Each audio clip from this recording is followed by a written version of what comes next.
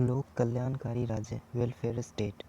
पहला, लोक कल्याणकारी राज्य वह है जो समस्त जनता के निहित में वृद्धि करे, अर्थात सी।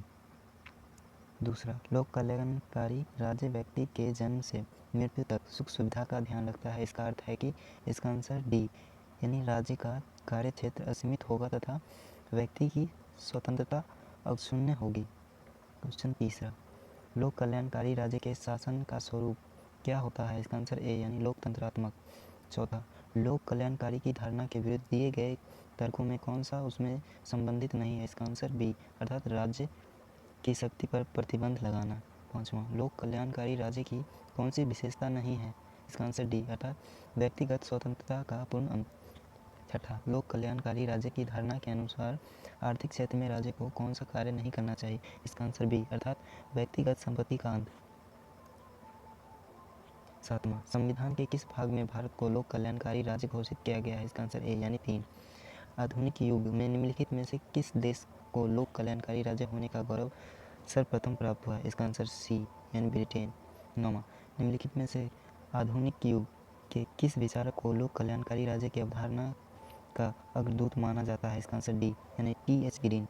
10वां, आधुनिक राज्यों के कार्यों को देखते हुए इसे किस प्रकार का राज्य कहा जाना चाहिए? इसका आंसर सी, यानी लोक कल्याणकारी राज्य।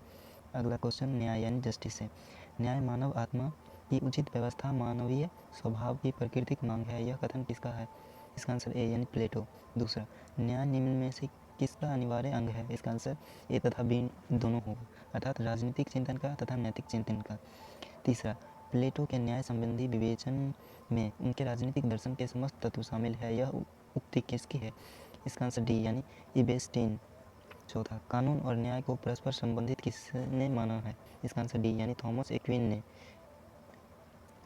पाँचवां, निम्नलिखित में किसने समुचित न्याय प्रणाली को राज्य का प्राण समझा? इसका आंसर बी, कौटिल्य ने। छठा, लोकतंत्रवादी राजनीतिक दल का प्रमुख न्याय मूल्य क्या है? इसका आंसर ए, अर्थात बहुमत। सातवां, किसने कहा कि न्याय ही वह अंतिम सिद्धांत है जो स्वतंत्रता व समानता तथा इन दोनों के दावों के बीच तालमेल उत्पन्न करता है? इसका आंसर सी, अर्थात अर्नेस्ट बर्कर ने। अगला क्वेश्चन सामाजिक परिवर्तन के सिद्धांत, अर्थात थ्योरीज ऑफ सोशल चेंज। पहला, निम्नलिखित में से किस विद्वान का नाम सामाजिक परिवर्तन के सिद्धांतों से जुड़ा हुआ नहीं है? इसका आंसर डी, यानी एडमंड बर्ग।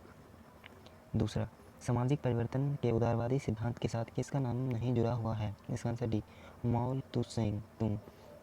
तीसरा, सामाजिक परिवर्तन के मार्क्सवादी सिद्धांत के साथ निम्न में से किनका नाम जुड़ा है? इसका आंसर ए, अर्थात लेनिन।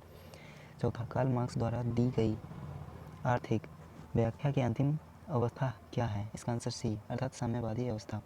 पाँचवां, इतिहासवाद को मिथ्या विज्ञान की श्रेणी में किसने रखा? इसका आंसर सी, अर्थात पॉपर ने। छठा, जैसे ही उत्पादन करने के ढंग में परिवर्तन होता है, संस्थाएं और विचार भी बदलते हैं। यह कथन किसका है? अर्थात ए, यानी अर्थात इबर्सन का।